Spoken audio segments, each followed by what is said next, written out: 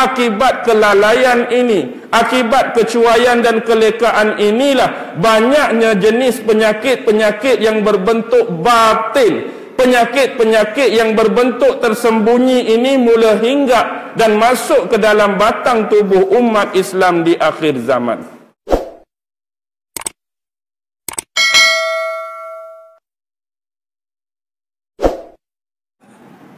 A'udzu billahi as-sami'il 'alim minasy syaithanir rajim. Bismillahirrahmanirrahim. Assalamualaikum warahmatullahi wabarakatuh. Alhamdulillah, alhamdulillah, alhamdulillah. Alhamdulillahi rabbil alamin. Wabihi nasta'in ala umurid dunya waddin. Wassalatu wassalamu ala ashrafil anbiya'i wal mursalin wa ala alihi wa sahbihi ajma'in. Subhanaka la ilma lana illa ma 'allamtana innaka antal alimul hakim. Qala rabbi shrah li sadri wa yassir li amri wahlul 'uqdatam min lisani yafqahu qawli. Allahumma yassir wa la tu'assir. Allahumma yassir wa la tu'assir. Allahumma yassir wa la tu'assir. Allahumma salli ala sayyidina Muhammad wa ala alihi wa sahbihi wa sallam. Allahumma salli ala sayyidina Muhammad wa ala alihi wa sahbihi wa sallam. Allahumma salli ala sayyidina Muhammad wa ala alihi wa sahbihi wa sallam. Amma ba'd.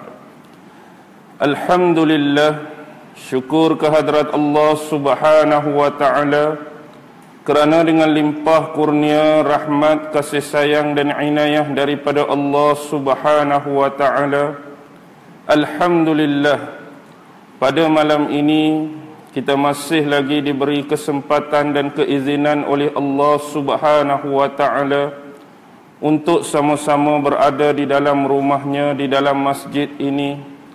Moga-moga pada malam ini kita dapat mengisi sebahagian daripada malam kita dengan perkara-perkara yang bermanfaat dan perkara-perkara yang berfaedah, terutama dengan diadakan majlis-majlis ilmu seperti kuliah dan ceramah ataupun perkara yang seumpama dengannya. Kita juga mendoakan mudah-mudahan sepanjang majlis kita ini berlangsung, Allah subhanahu wa ta'ala sentiasa memberikan rahmat dan keredaannya kepada kita, di samping dinaungi dengan sayap-sayap malaikat bagi para penuntut-penuntut ilmu di kalangan hadirin hadirat muslimin dan muslimat sekalian, insya-Allah. Tajuk yang ditaklifkan pada malam ini ialah penyakit umat-umat terdahulu. Penyakit umat-umat terdahulu. Sebagaimana yang disebut oleh pengurusi majlis tadi, kalau bunyi datang dari Pulau Pinang tu nampak jauh sangat. Saya cuma bekerja dan menetap di Pulau Pinang hampir 13 tahun. Tapi asalnya dekat ni je, Pasir Mas, Kelantan. Saya bukan orang Pulau Pinang, saya orang Kelantan.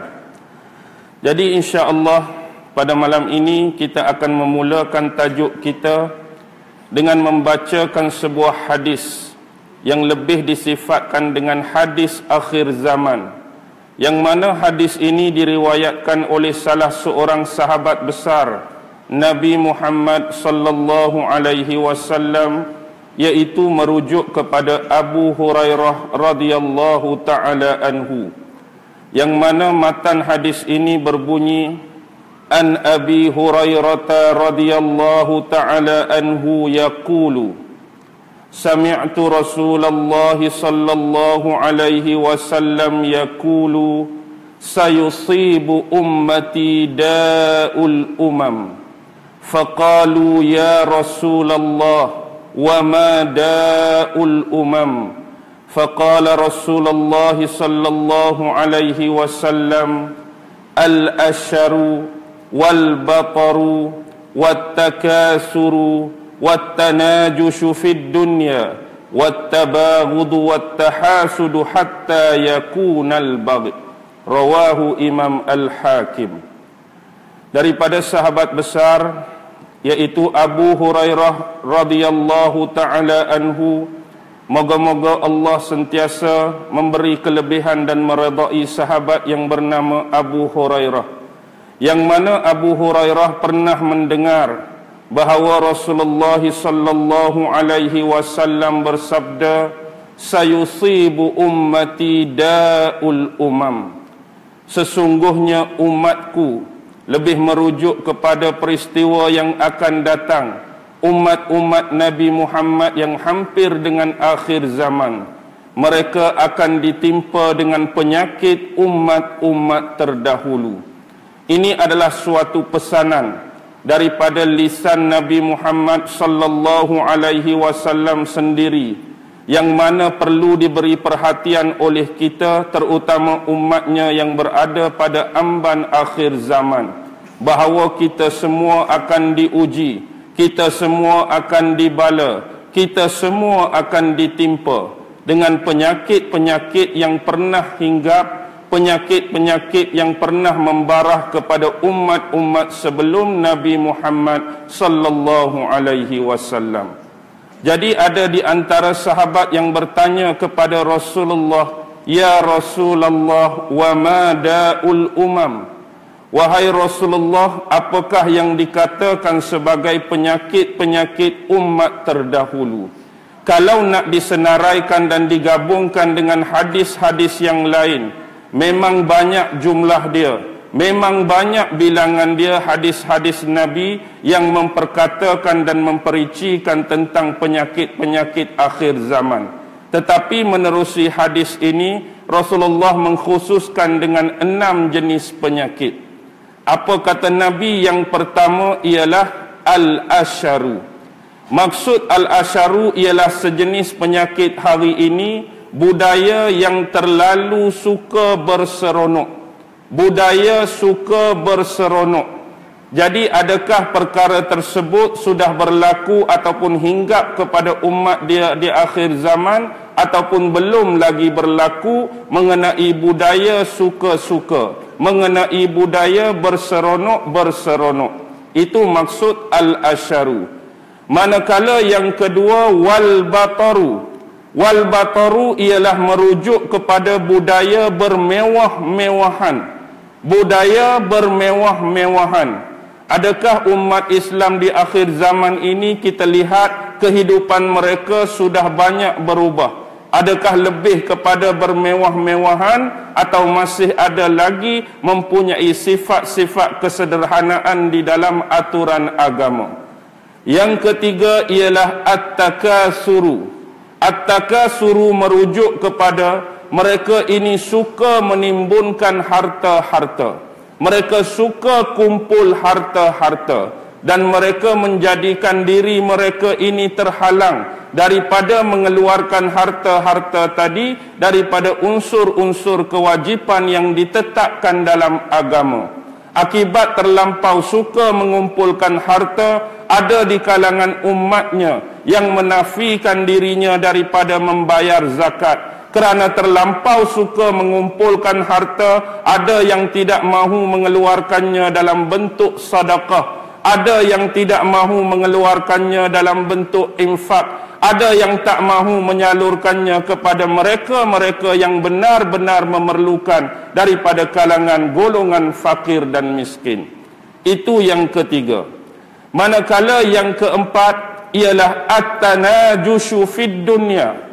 Yang ini di antara satu elemen yang cukup bahaya, bila mana kamu akan melakukan pembohongan, kamu akan melakukan penipuan, kamu akan melakukan pendustaan semata-mata kerana merebutkan harta dunia. Ingat, mungkin ini sudah banyak yang berlaku di kalangan kita umat Islam, sehingga berlakunya konteks penipuan. Kita sanggup berbohong, kita sanggup berdusta kerana saling nak berebut harta dunia. Yang kelima, at-tabaghudu, saling marah memarahi. Bila sebut marah memarahi, dia adalah satu sifat semula jadi ataupun sifat rasional yang sememangnya ada dan wujud dalam diri manusia. Kita nak buang sifat marah tak boleh, sebab dia sifat semula jadi yang Allah letakkan dalam diri kita. Kalau tak ada sifat marah, manusia akan jadi bacul. Kalau tak ada sifat marah, tidak akan berlaku amar ma'ruf dan nahi mungkar. Tetapi sifat marah yang dimaksudkan dalam hadis ini lebih merujuk kepada marah yang tidak menentu, marah yang melampaui batas, marah yang melampaui had. Jadi bagaimanakah akan berlaku sifat marah ini kepada kita di penghujung akhir zaman? Dan yang terakhir ialah at-tahasudu hatta yakunal bagh. Kamu akan saling hasad menghasad, kamu akan saling dengki mendengki di antara satu dengan yang lain. Ekoran daripada kedengkian dan hasad tersebutlah maka akan berlakunya zalim menzalimi di antara satu dengan yang lain. Baik, hadis ini diriwayatkan dan direkodkan oleh Imam Al-Hakim. Kalau kita merujuk kepada perawi hadis yang kita baca pada malam ini secara sepintas lalu, semua sedia maklum bagi saya di kalangan hadirin dan hadirat muslimin muslimat, sememangnya kita pernah mendengar salah seorang sahabat Nabi yang bernama Abu Hurairah. Abu Hurairah ni bukan nama dia yang betul. Abu Hurairah bukan nama yang sebenar, tetapi dia adalah gelaran yang diberikan oleh sebahagian sahabat-sahabat Nabi kepada beliau. Bahkan ada gelaran yang diberikan oleh Rasulullah sallallahu alaihi wasallam sendiri kepada beliau. Bahkan dikatakan kalau kita mempelajari tentang ilmu hadis sebagai contoh, inilah sahabat yang paling tinggi level dia, yang paling tinggi ranking dia, melebihi, mengungguli sahabat-sahabat yang lain di samping Rasulullah pada zaman dan waktu tersebut. Sebagai contoh, direkodkan bahawa Abu Hurairah ini menghafal sejumlah 5,374 hadis. Kalau kita belajar ilmu hadis, memang nama Abu Hurairah akan berada pada level dan puncak yang paling tinggi, melebihi sahabat-sahabat yang lain dengan jumlah 5,374 hadis. Sebagai contoh, kalau kita nak tarik ke bawah, sahabat yang kedua ialah anak kepada Sayyidina Umar bin Al-Khattab, iaitu Abdullah bin Umar, dengan jumlah hafazan hadis 2,630 hadis. Kalau kita bandingkan yang pertama dengan kedua, kita sudah dapat menilai 5,374, hak nombor 2 2,630. Begitu besar peratusan jumlah jurang perbezaan di antara Abu Hurairah dengan sahabat yang kedua, Abdullah ibnu Umar. Manakala sahabat yang ketiga ialah Anas bin Malik, salah seorang anak angkat Nabi Muhammad sallallahu alaihi wasallam, dengan jumlah hafazan hadis 2,286 hadis. Ada riwayat sebut 2,276 hadis. Ada riwayat sebut 2,236 hadis yang diriwayatkan oleh Anas bin Malik. Manakala yang keempat ialah isteri baginda sendiri, merujuk kepada Aisyah, dengan jumlah hafazan hadis 2,210 hadis. Yang kelima sebagai contoh, sahabat ataupun sepupu kepada Nabi sendiri, Abdullah ibnu sepupu Nabi siapa? Abdullah ibnu Abbas. Abdullah ibnu Abbas 1,660 hadis. Sahabat Jabir bin Abdullah 1,540 hadis. Sahabat Abi Sa'id Al-Khudri 1,170 hadis.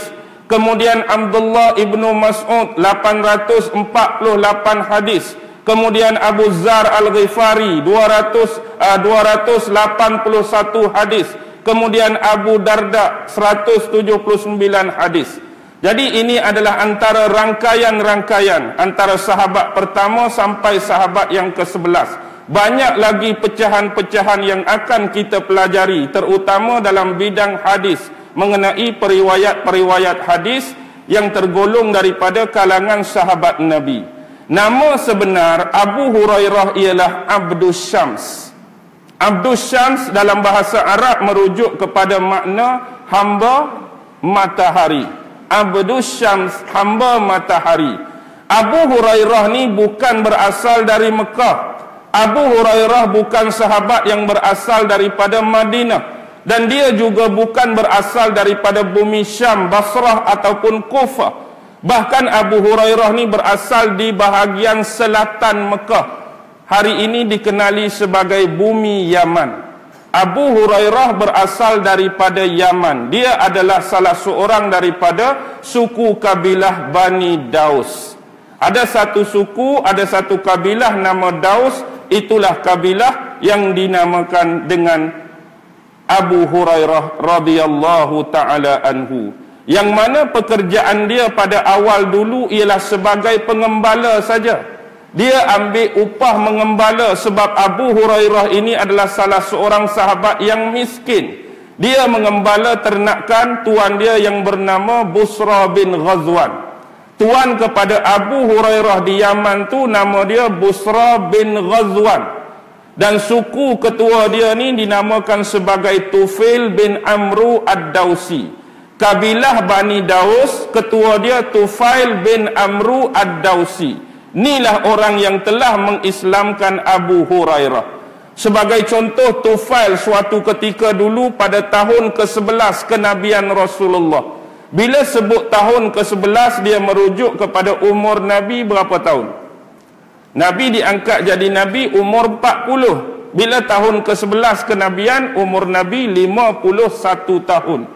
Jadi waktu tu Tufail bin Amru ni menuju ke kota Mekah kerana nak menunaikan ritual ibadat haji.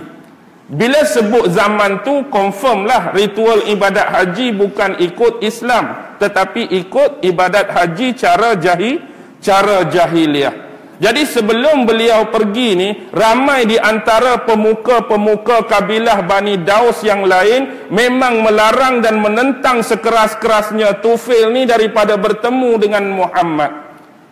Jadi kamu bila pi ke Mekah, bila pi ke sana, jangan sekali-kali jumpa dan bertemu dengan Muhammad. Macam-macam alasan diberikan, macam-macam bentuk cara nak menafikan pertemuan dengan tu. Tapi disebabkan halangan-halangan tadilah, Tufail mengeraskan dan menguatkan hatinya untuk bertemu juga dengan batang tubuh Rasulullah sallallahu alaihi wasallam. Akhirnya dia masuk Islam di tangan Rasulullah. Bila dia balik semula ke Yaman, di samping kaum dia kabilah Bani Daus ini, beliau mengislamkan di antara saudara-saudara, anak beranak, kaum kerabat yang terdekat. Dan salah seorang yang diislamkan ialah Abu Hurairah sendiri diislamkan di tangan Tufail bin Amru. Bila tiba tahun yang ke-7 Hijrah, tahun ke-7 Hijrah maksudnya Nabi dah berada di bumi Madinah. Dan kita tahu tahun ke-7 Hijrah ada satu peperangan yang besar, iaitu menentang Yahudi di Khaybar, yang kita panggil peperangan Khaybar. Jadi waktu inilah bila dah Tufail bin Amru ni dah Islam, kaum kerabat dia ada sebahagian dah Islam, mereka merasa terpanggil bila mendengar berita akan berlakunya peperangan Khaybar di antara Rasulullah dengan Yahudi di sana. Jadi dia panggil semua anak beranak dia masuk Islam, kita akan berangkat ke Madinah, kita akan bergabung dengan tentera-tentera di kalangan sahabat Nabi yang lain, kita juga akan bertempur di Khaybar. Jadi dibawanya sekali Abu Hurairah. Jadi pilah ke sana. Jadi bila sampai di sana, mereka agak sedikit kelewatan. Bila sampai di Madinah, rombongan tentera-tentera Nabi dah mula bertolak ke Khaybar.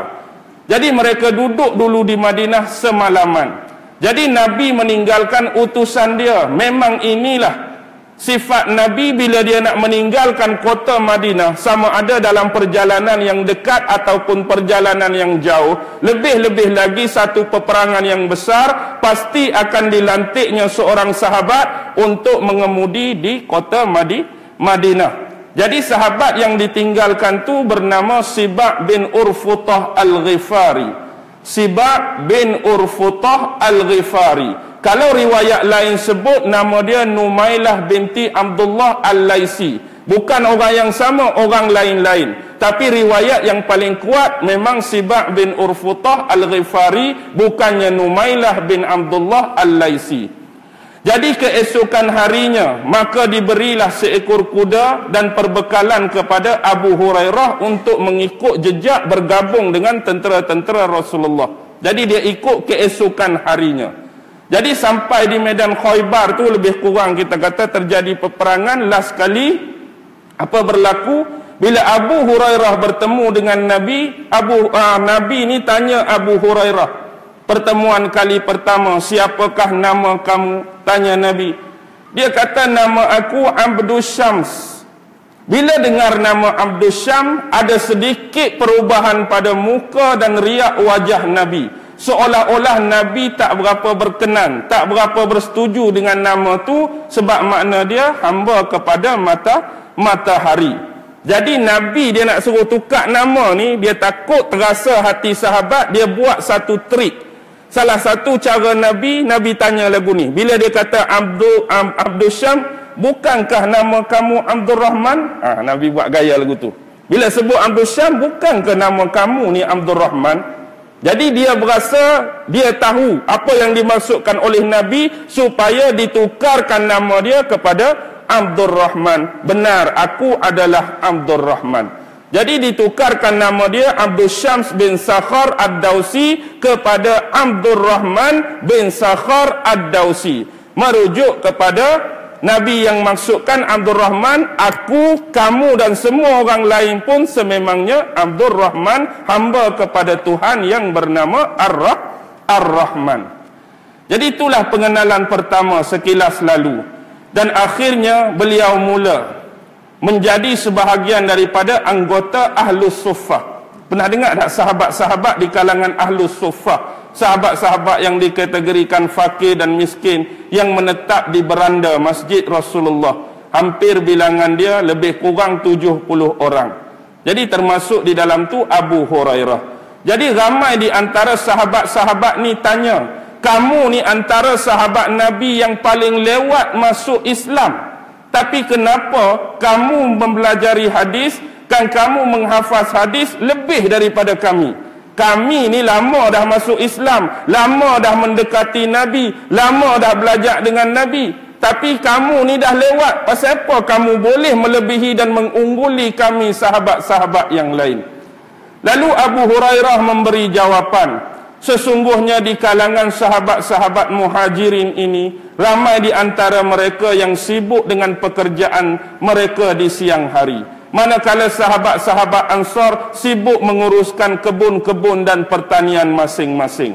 Tetapi aku ni perniagaan pun tak ada, nak urus tanah pun tak ada. Jadi masa aku tu banyak untuk mendekati Nabi dan untuk mempelajari sesuatu lebih kurang hadis daripada Nabi. Jadi aku dapat mempelajarinya dengan pengerjaan pengecualian masa yang tidak didapati oleh sahabat-sahabat yang lain tadi. Jadi itulah Abu Hurairah. Di antara yang disebutkan dalam riwayat bagaimana ingatan Abu Hurairah ni boleh kuat.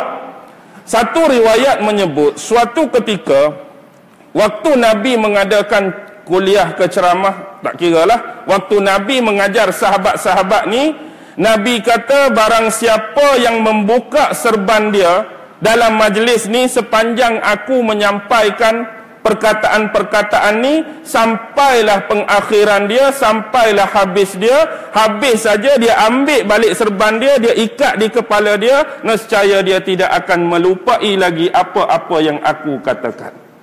Jadi orang paling awal buat benda tu ialah Abu Hurairah orang paling awal buka serbang dia, bentang dalam majlis Nabi, dan selesai saja Nabi mengakhiri perkataan dia dan pembelajaran dia, dia ambil serban lalu dipakaikan di kepalanya.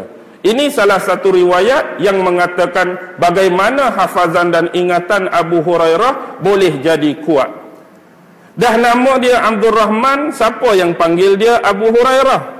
Abu Hurairah ni sebab satu hari dia terjumpa seekor anak kucing. Anak kucing liar, anak kucing jalanan. Jadi dia ambil anak kucing tu, dia bawa balik rumah, dia mandi, dia basuhkan dan dia jaga, dia bela anak kucing tu. Kalau dia nak pi ke mana-mana, dia akan letak anak kucing tu dalam lengan baju dia. Dia bawa sekali. Jadi dengan sifat pengasih dan penyayangnya, prihatinnya dengan binatang yang bernama kucing ni, ramai di kalangan sahabat-sahabat Nabi panggil dia, keloi dia Abu Hurairah.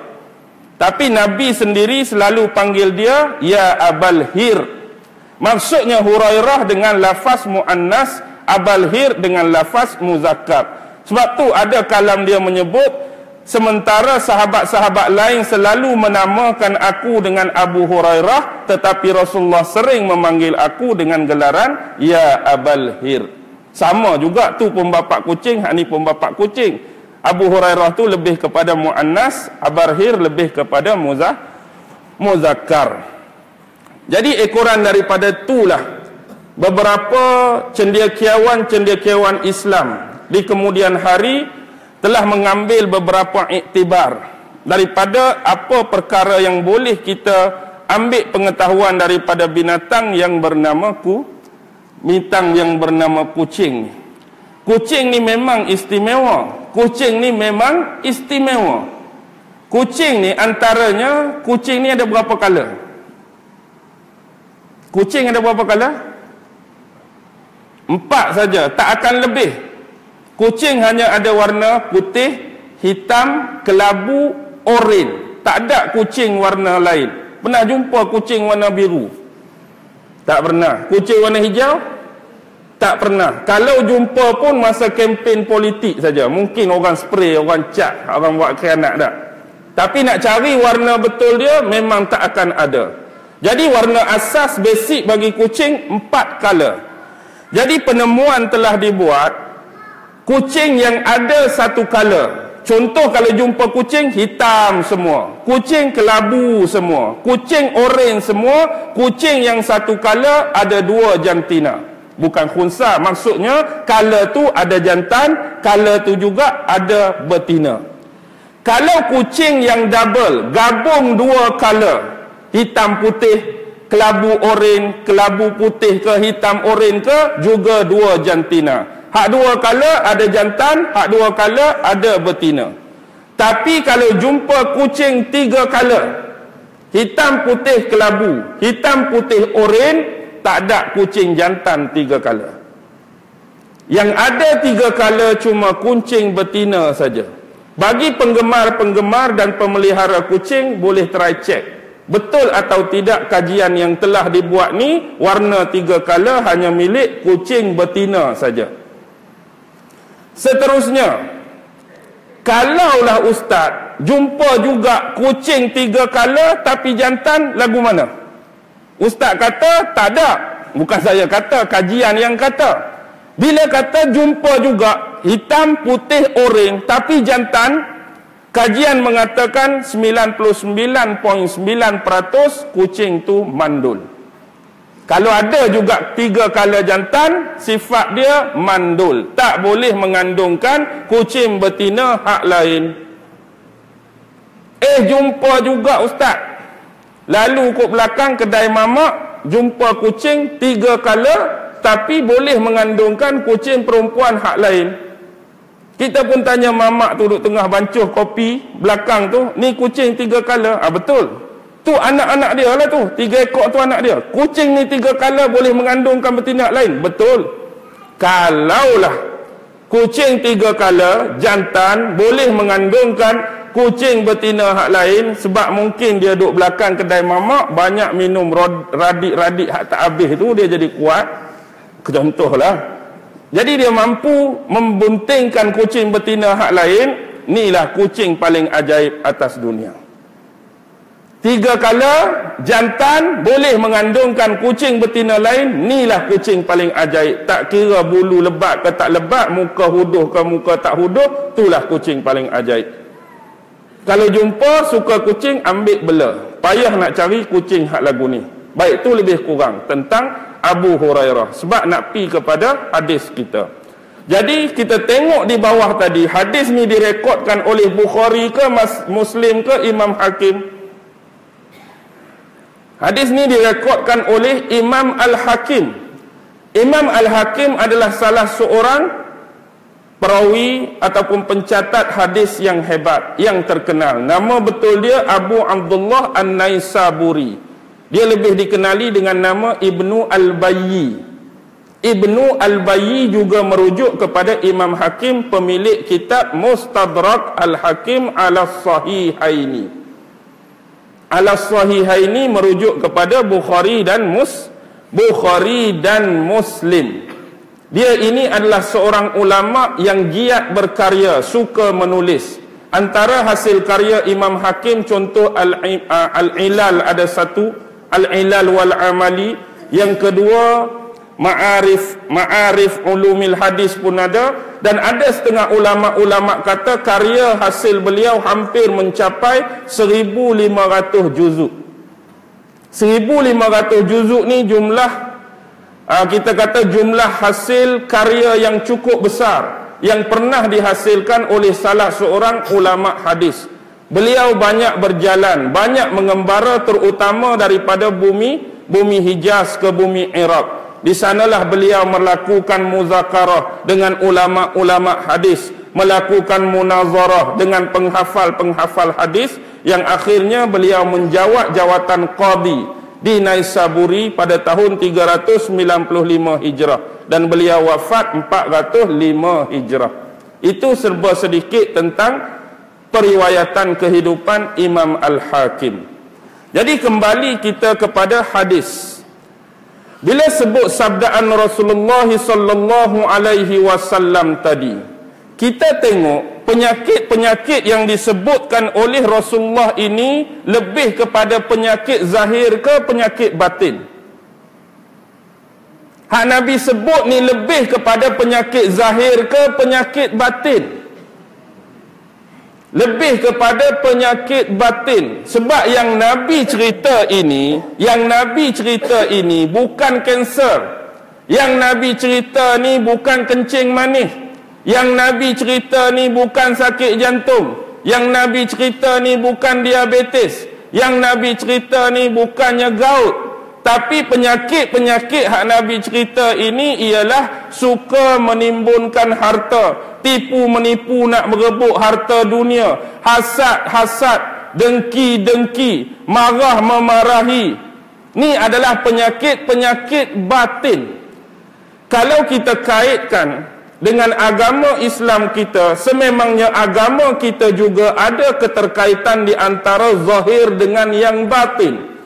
Kalau kita ambil perkiraan hadis Jibril yang datang ajar Nabi Muhammad dan sahabat yang lain tentang iman, Islam dan ihsan. Iman lebih merujuk kepada perkara batin.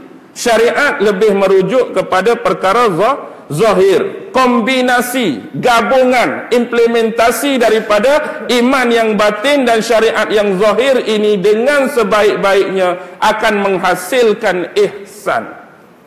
Inilah dikenali sebagai rukun takwa dalam agama. Ada rukun iman, ada rukun Islam, ada rukun ihsan. Itulah rukun takwa dalam agama. Tetapi kebanyakan umat Islam hari ini berjaya menguasai rukun iman, berjaya menguasai rukun Islam, tetapi rukun ihsan belum tentu lagi mampu dan dapat dikuasai oleh sebahagian besar umat Islam. Inilah sebenarnya punca gejala dan penyakit yang membarah dan merebak kerana kita mengabaikan apa yang dikatakan sebagai ihsan. Kalau kita rujuk kepada hal-hal yang bersifat tentang diri kita, kita pun ada bentuk zahir dikenali sebagai jasad, ada unsur batin dikenali sebagai ruh. Kedua-duanya memerlukan makanan. Kalau jasad kita memerlukan makanan-makanan jasadi badaniah, apa yang kita makan hari ini, nasi ke, ikan ke, daging ke, dan apa-apa minuman sekalipun. Tetapi roh, jiwa kita juga perlu diisi dengan makanan-makanan. Yang inilah yang dinamakan ingat pada Allah, zikir-zikiran, wirid-wiridan dan perkara-perkara yang berkaitan dengannya. Tapi hari ini ramai di kalangan umat Islam sudah mula melupai makanan-makanan bagi sifat batin mereka. Apa yang mereka lebihkan sekarang, lebih menumpukan kepada memberi makanan dan minuman kepada perkara-perkara yang bersifat jasadiah badaniah semata-mata. Akibat kelalaian ini, akibat kecuaian dan kelekaan inilah banyaknya jenis penyakit-penyakit yang berbentuk batin. Penyakit-penyakit yang berbentuk tersembunyi ini mula hinggap dan masuk ke dalam batang tubuh umat Islam di akhir zaman. Hari ini kalau nak ubat penyakit yang zahir, kita tengok ada banyak tempat-tempat yang digunakan sebagai perawatan bagi penyakit zahir. Kita sakit benda ni, boleh ada hospital. Kita sakit benda ni, ada klinik kerajaan. Kita sakit benda ni, ada klinik satu Malaysia. Kita sakit benda ni, ada klinik swasta. Kita sakit benda ni, ada pusat perawatan. Kita sakit benda ni, ada rawatan tradisional. Bahagian-bahagian zahir kita tak pernah kurang. Ada pula pakar-pakar, ada pula spesialis masing-masing. Hak ni bahagian matanya, hak ni bahagian hatinya, hak ni bahagian jantungnya, hak ni bahagian tangan, bahagian kuku, bahagian rambut, segala bahagian kita cukup jaga. Tetapi bagaimana tentang penyakit-penyakit batin yang hampir dilupakan oleh sebahagian besar manusia? Dan kita sememangnya boleh lihat hari ini walaupun jasad mereka sihat, jasad mereka segar, jasad mereka sembuh, tetapi kebanyakan batin-batin mereka terancam. Batin-batin mereka menderita. Kalaulah itu tidak berlaku, pasti segala gejala-gejala sosial yang sedang berlaku hari ini tidak akan berlaku sama sekali. Sebab gejala-gejala kemaksiatan-kemaksiatan, kekufuran-kekufuran, keingkaran-keingkaran, kederhakaan-kederhakaan kepada Allah, semuanya berpunca daripada sifat dalaman dan kebatinan. Akhirnya hari ini kalau kita punya penyakit-penyakit tersebut, di mana kita nak cari ubat? Di mana kita nak cari doktor? Adakah pernah anda melalui mana-mana kawasan, mana-mana daerah, mana-mana wilayah, mana-mana negeri, mana-mana negara, mana-mana jalan dan lorong, jumpa label besar tengah malam pukul 9, Dr. Abu, pakar penyakit takabur? Pernah tengok? Pergi sikit, Dr. Ali, pakar penyakit sombong. Pernah tengok? Dr. Yusuf, pakar penyakit riak. Tak jumpa. Tak ada orang yang berkepakaran untuk mengubati penyakit-penyakit yang bersifat dalaman. Maka cara yang terbaik ialah kembali kepada agama Islam, kembali kepada Tuhan yang satu, kembali kepada kesempurnaan, kelengkapan agama yang syamil lagi kamil. Jadi antara punca sebenar ialah ramai di antara kita yang sudah meninggalkan agama, mungkin secara sedar atau tidak secara sedar. Maksud meninggalkan agama di sini, kita sudah tidak memahami agama secara keseluruhan dan kita mengambil agama kadang-kadang semata-mata untuk dikaitkan dengan nilai-nilai ritual dan ibadat semata-mata. Kalau tengok orang semayang, itulah agama. Tengok orang pi haji, itulah agama. Tengok orang puasa, itulah agama. Tengok orang bayar zakat, itulah agama. Seolah-olah selesai saja kaki melangkah keluar daripada masjid, sudah tidak ada keterlibatan agama. Lepas saja Assalamualaikum, Assalamualaikum, lipat sejadah, gulung sejadah, sudah tidak ada lagi keterlibatan agama. Bila berlalu bulan Ramadan Al-Mubarak, seolah-olah tidak ada lagi keterlibatan agama. Bila balik daripada haji, seolah-olah tidak ada lagi keterlibatan agama. Bila dah selesai bayar zakat, bayar tu sudah tidak ada lagi keterlibatan agama.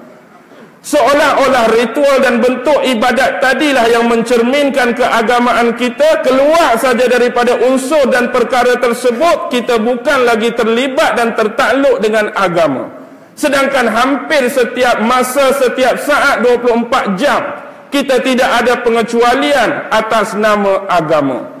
Cuma yang bezanya setiap pekerjaan, setiap perlakuan yang kita buat itu niat dengan ikhlas dan disifatkan dan nisbahkan dengan Allah, maka dia dikira beribadat dan berpahala. Dan inilah perkara-perkara yang perlu diperbaiki, perkara-perkara yang diperlu renovasi balik di dalam minda dan akal umat-umat Islam, supaya mereka memahami agama dengan secara lebih meluas, bukan hanya melibatkan perkara-perkara yang berbentuk ritual ibadat semata-mata. Bila kita kembali menilai hadis ini, tentu kita terbayang apakah kelakuan-kelakuan dan penyakit yang pernah menimpa umat sebelum ini. Kita ada umat yang banyak. Paling awal ditimpakan musibah umat Nabi Nuh. Pasal apa umat Nabi Nuh dibalakan, diujikan oleh Allah? Kerana pada zaman Nabi Nuh, walaupun kita kata baru Adam, Idris, Nuh, sudah berlaku penyembahan berhala, sudah berlaku penyembahan idola. Ini sudah berlaku pada zaman Nabi Nuh, yang diterangkan dalam Al-Quran dengan nama-nama berhala seperti Suwa, ada berhala nama Ya'uq, ada berhala nama Yarus, ada berhala nama Nas. Ini bentuk-bentuk berhala-berhala pada zaman Nabi Nuh. Sedangkan pada awalnya berhala-berhala tersebut adalah orang-orang soleh yang hidup sebelum mereka. Akhirnya mereka menjadikan orang-orang soleh ini sebagai idola, sebagai patung berhala-berhala mereka, yang akhirnya berlakulah kesyirikan. Memohon kepada Allah dengan bantuan perantaraan, melalui bantuan berhala-berhala dan patung-patung manusia-manusia soleh di zaman mereka. Lalu akibat itulah Allah utuskan Nabi Nuh alaihi salam untuk menarik kembali, mengajak kembali, menyahut kembali kepada Tuhan yang satu. Tetapi apa yang berlaku? Nabi Nuh diejek, Nabi Nuh diperli, Nabi Nuh dicaci, Nabi Nuh dimaki. Bahkan Nabi Nuh diserang dengan berbagai-bagai propaganda. Ada yang menuduhnya sebagai gila, terutamanya bila membina kapal di atas darat. Biasa orang buat kapal ni tepi sumber air kan, tepi sungai ke, tepi laut ke. Tapi buat kapal tengah-tengah ni, orang tuduh dia gila. Dan hari ni kalau orang tuduh kita macam-macam, standard kita ni siapa? Orang biasa. Nabi dulu lagi teruk dia punya penentangan daripada bani dan kaum masing-masing, sehingga diberi pelbagai labelan dan tuduhan. Tetapi tugas dakwah ini tugas yang mulia. Tugas dakwah ini adalah perintah daripada Allah, maka terus digalas, terus dipikul dengan sebaik-baiknya. Apa yang terlebih ialah hidayah itu datangnya daripada Allah Subhanahu wa ta'ala. Akibat keingkaran ini berlarutan, maka Allah menghukum kaum Nabi Nuh dengan taufan dan banjir besar. Hampir sebahagian besar umat manusia dihukum. Lalu yang tinggal cuma 83 orang menurut satu riwayat di atas kapal Nabi Nuh, berlabuh di atas bukit judi. Dan akhirnya keturunan-keturunan inilah yang meneruskan legasi keturunan manusia sampai ke hari ini. Lepas tu kaum Hud nama apa? Ad kan? Kaum Ad juga menentang Nabi Hud. Kaum Samud juga menentang Nabi Saleh. Kalau tengok kaum Nabi Allah Saleh, kaum Samud ni, mereka dah boleh bina, mereka dah boleh buat rumah-rumah dengan cara menebuk gunung-gunung dan bukit-bukit. Mereka lakar istana-istana yang hebat. mereka lakar perumahan-perumahan yang besar. Tetapi akhirnya, walaupun itu mereka anggap sebagai gah dan kemegahan pada zaman mereka, tetapi bila berlaku pengingkaran kepada Allah Tuhan yang satu, hukuman tetap sampai dan tiba kepada mereka. Kaum Nabi Saleh dihukum kerana apa? Kerana unta kan? Mereka minta mukjizat. Lalu Allah datangkan mukjizat, keluar unta daripada celah dan belahan batu. Jangan ganggu unta ni. Tapi mereka ganggu, bahkan mereka bunuh unta yang dijadikan mukjizat tadi, lalu Allah hukum mereka. Banyak lagi. Selepas tu Nabi Ibrahim, ada Namrus, siap mengaku jadi Namrus mengaku jadi apa? Jadi Tuhan. Namrus mengaku jadi Tuhan sebab dia nak menguasai pemerintahan.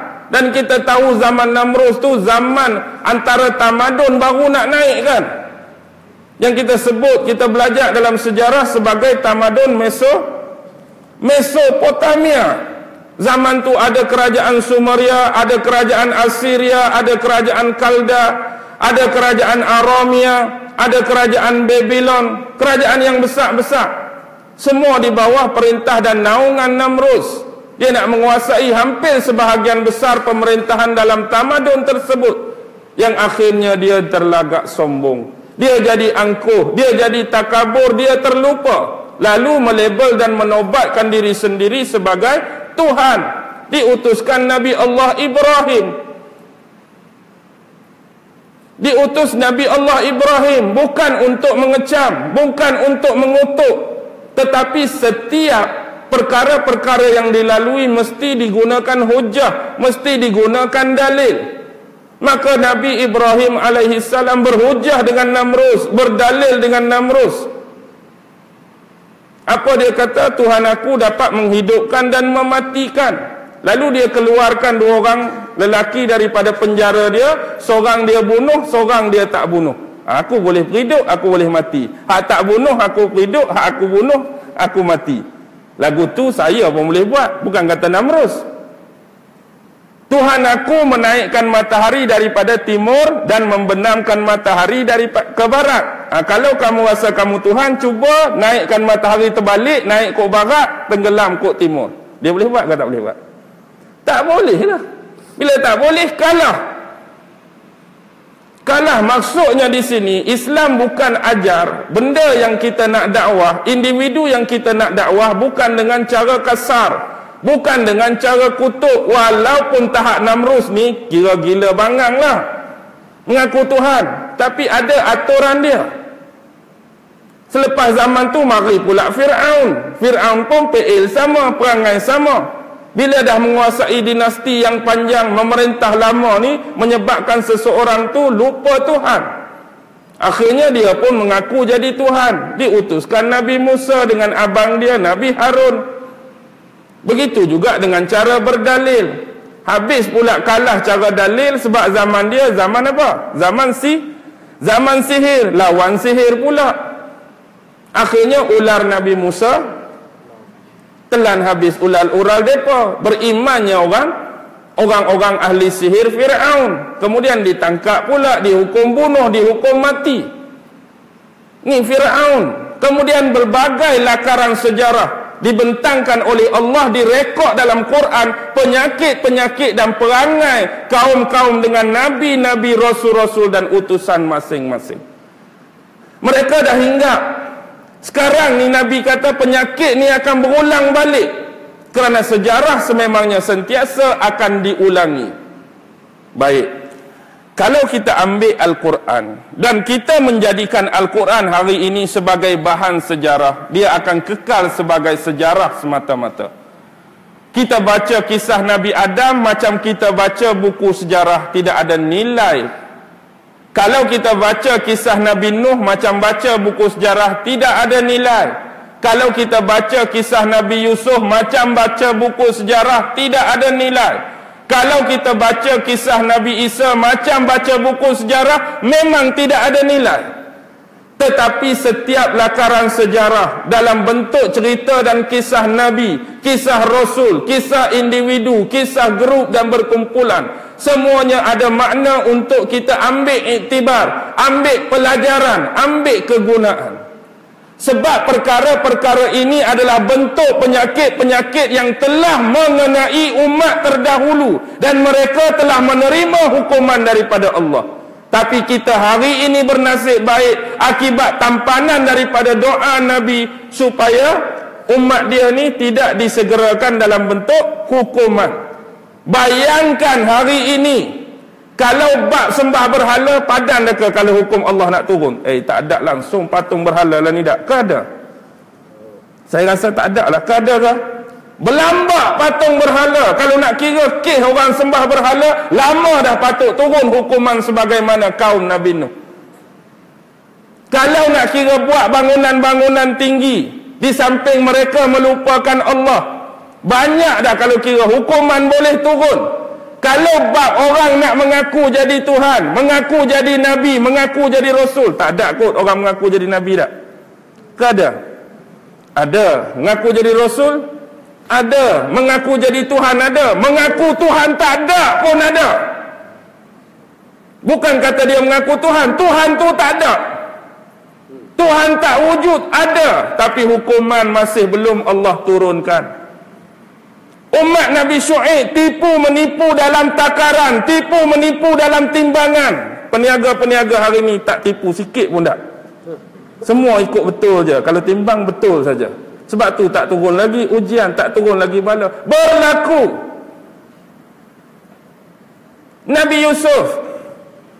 Banyak kisah Nabi Yusuf. Hasad menghasad, dengki mendengki. Kisah Nabi Yusuf ni cukup lengkap. Satu kisah Nabi yang tidak dipengaruhi oleh Nabi-Nabi yang lain dalam surah dia. Berbeza dengan nama surah lain. Surah Nabi Ibrahim ada kisah orang lain. Surah Muhammad ada kisah orang lain. Surah Hud ada kisah orang lain. Surah Nuh ada kisah orang lain. Surah Yunus ada kisah orang lain. Tapi surah Yusuf tak masuk kisah orang lain. Dari awal sampai 111 semua Yusuf. Bayangkan, hari ini kita seolah-olah kita ambil iktibar, benda ni dah lama berkubur. Ini adalah rekod-rekod yang Allah ceritakan dalam Al-Quran. Bayangkan benda-benda ini saya gambarkan seperti permainan wayang kulit. Pernah tengok wayang kulit? Wayang kulit dia dibuat daripada kulit lah, nama lagi wayang kulit. Kulit kita lah ni buat dengan kertas, buat dengan manila card, hak nak main-main tak? Jadi kalau dulu wayang kulit ni watak-watak utama dia siapa? Ada Seri Rama, ada Sita Dewi, ada Pak Dogol, ada Wok Yoh, ada Said. Tak? Mak Rima, Grogra, Tergangga, macam-macam lah. Andani, Andano, pernah dengar tak semua ni? Okey. Baik, kita bayangkan benda ni dah berlalu.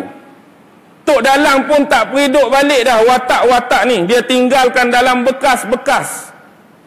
Tetapi satu masa, bila kita diberi pilihan oleh Allah Subhanahu wa ta'ala, sebenarnya rekod-rekod tadi untuk diberi pilihan. We have a choice. Kita nak periduk watak mana yang Allah telah hidupkan dulu.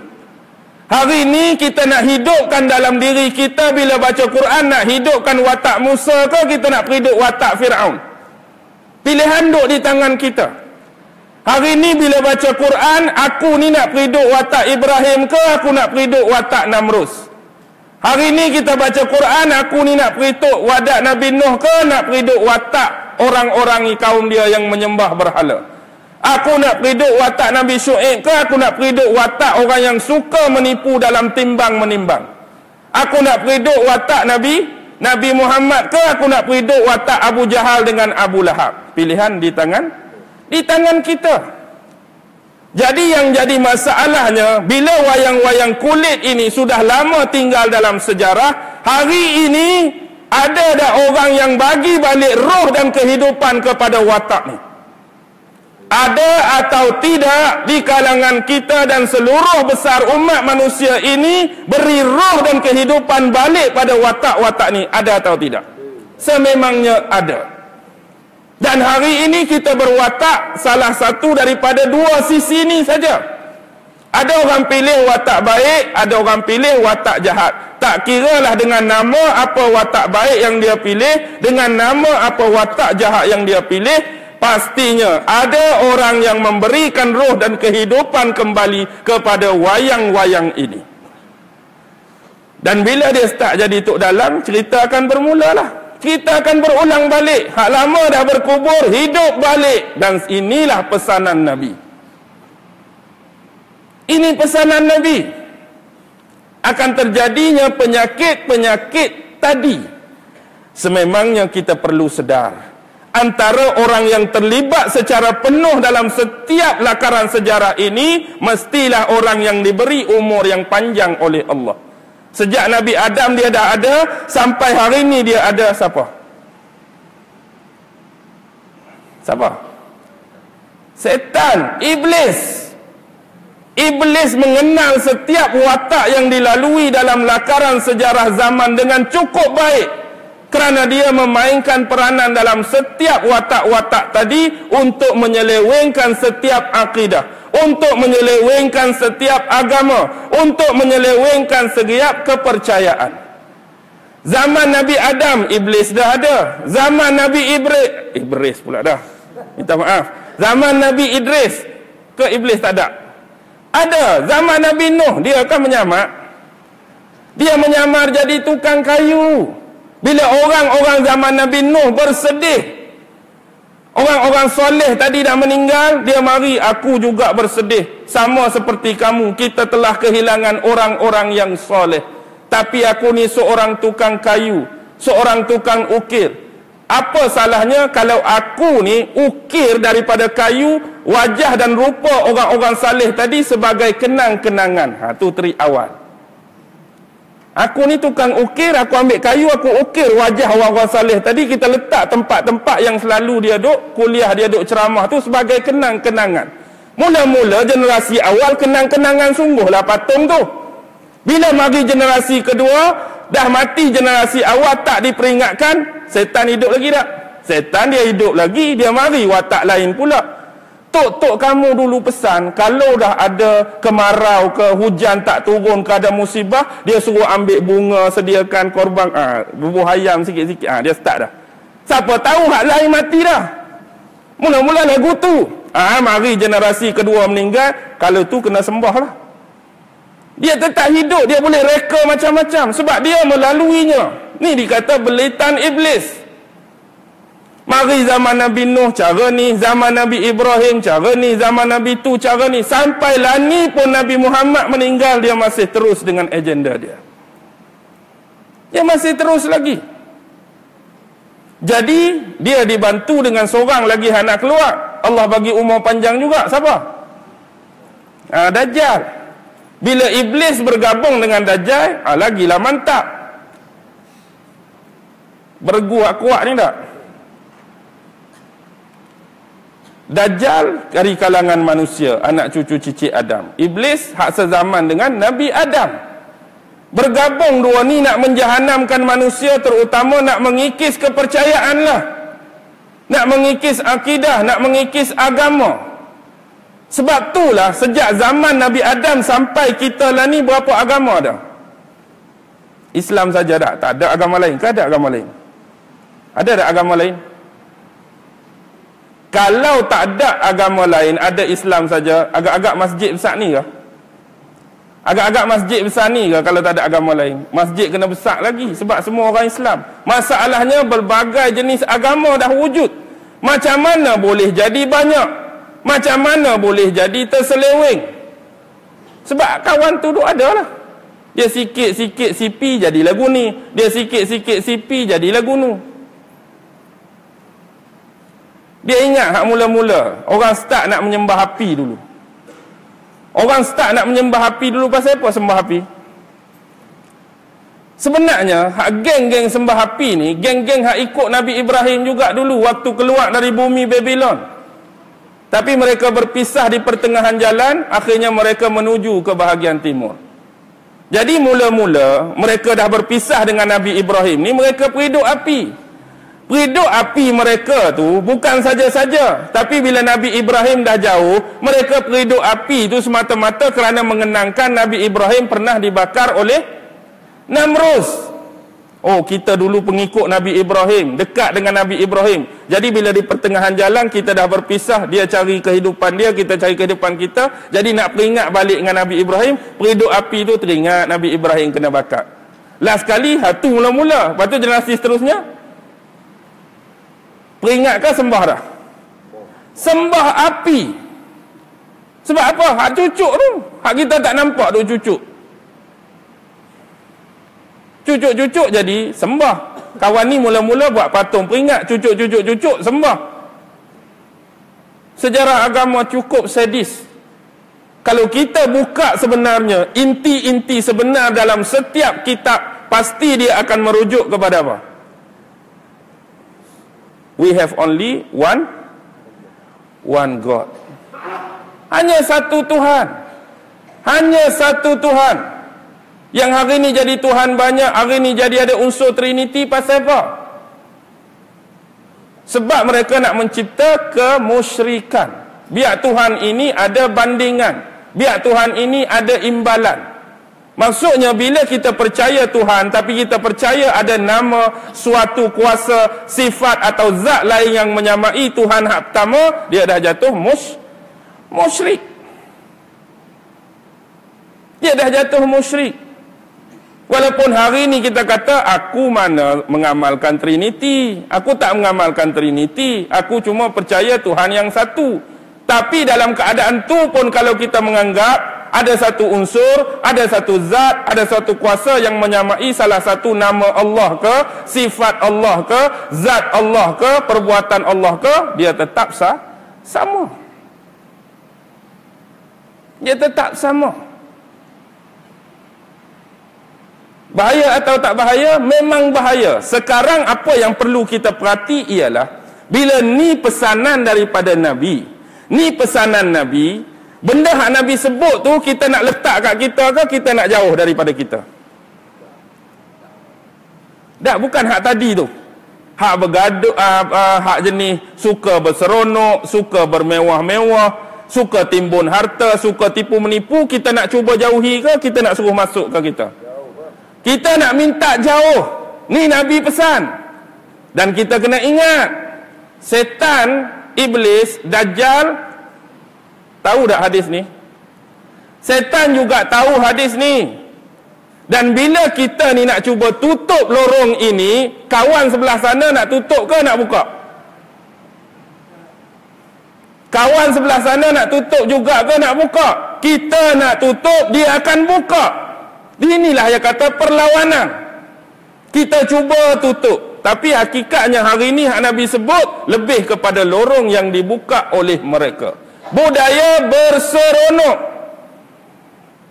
Budaya ni tak pernah wujud pun di kalangan sahabat-sahabat Nabi dulu. Seronok tu ada, bukan yang melampau-lampau. Kita hari ini kurang seronok ke terlebih seronok? Dia akan buka jalan terlebih seronok. Cara nak berseronok, dia buat konsert-konsert. Cara nak berseronok, karnival-karnival. Cara nak berseronok, pesta-pesta. Cara nak berseronok, kelab ronggeng. Cara nak berseronok, kelab twist. Cara nak berseronok, kelab dandut. Cara nak berseronok, kelabing tu, kelabing ni. Penuh ke tak penuh tempat tu? Kekosong, tak ada orang pi pun, Ustaz. Kelab saja. Hakikatnya dia lebih besar, dia lebih penuh. Dia penuh. Hatta tikam nombor 4 pun penuh juga.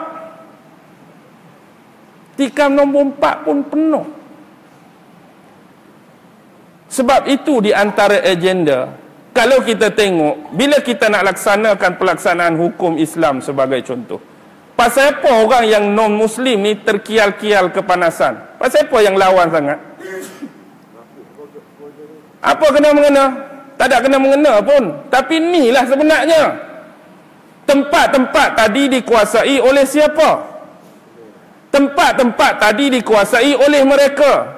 Bila dikuat-kuasakan pelaksanaan hukum Islam, orang kena jadi baik. Laku lagi tak tempat tadi? Laku lagi tak tempat tadi? Aku pergi kan kena tangkap. Aku pergi kan kena tangkap. Last sekali bila tempat tadi mula tidak dikunjungi dan diziarahi, siapa yang rugi? Hatu yang mereka takut, bukan keterlibatan tentang hukum. Bimbang tempat-tempat mereka tu akan rugi sebab kebanyakan pengunjung-pengunjung tu pun geng-geng depa tak pi pun. Siapa hadap pi? Kita lah hadap pi masalahnya. Kita lah yang selama ini menguntunkan mereka akibat kelalaian dan kelekaan tadi. Sepatutnya dipenuhi dengan masjid, rumah Allah. Jadi akibat budaya yang kita kata berseronok, apa akan mati? Hati dan jiwa yang terlalu berseronok, roh kita akan mati. Betul. Roh kita akan jadi keras. Tempat nak melembutkan hati dan roh kita mana? Masjid. Tapi bila pi tempat-tempat tadi, roh kita akan jadi keras. Roh kita akan jadi layu, roh kita akan mati. Bila roh mati hanya jasad yang hidup, maka lahirlah apa? Inilah sebenarnya zombie-zombie ciptaan mereka, bukan zombie kampung pisang. Budaya zombie ni dah lama dah. Apa sebenarnya zombie yang mereka nak ialah manusia-manusia yang hidup secara bangkai tanpa ada roh di dalamnya. Yang hari ini berjalan sekali dengan kita, mungkin makan di restoran dengan kita. Manusia-manusia yang jasad saja hidup, roh dah mati. Inilah zombie-zombie yang sedang berjalan di kalangan kita. Tak payah nak lukis bedak-bedak putih. Wow, otak. Faham? Masjid. Budaya bermewah-mewah. Mewah tak kita hari ni? Syukur Allah bagi macam-macam nikmat. Nak kita tarik nikmat ni, tak mau nikmat ni hilang, dia kena ikat dengan syukur. Allah bagi nikmat, ikat dengan syukur. Allah bagi kelebihan, ikat dengan syukur. Allah bagi keistimewaan, ikat dengan syukur. Mudah-mudahan nikmat-nikmat ini tak lari. Macam juga kambing kita, kalau style lepas tak ikat, dia pergi mana? Kita ada kambing tapi style tak ikat.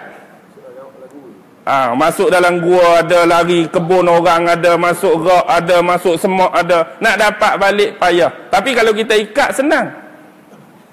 Hang tambat kat mana tadi? Padang bawah pohon temesu. Senang pergi cari. Tapi kalau Allah duk bagi, syukur pun tak ada. Allah duk bagi, doa pun tak ada. Allah duk bagi, berterima kasih pun tak ada.